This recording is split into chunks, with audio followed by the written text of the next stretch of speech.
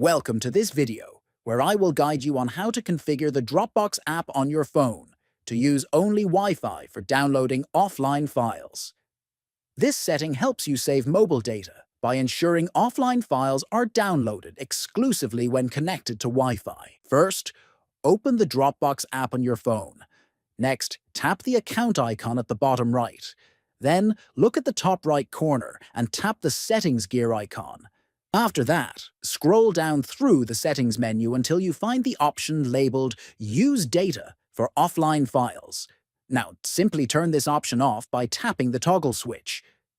By turning off this setting, offline files will only download when your device is connected to a Wi-Fi network.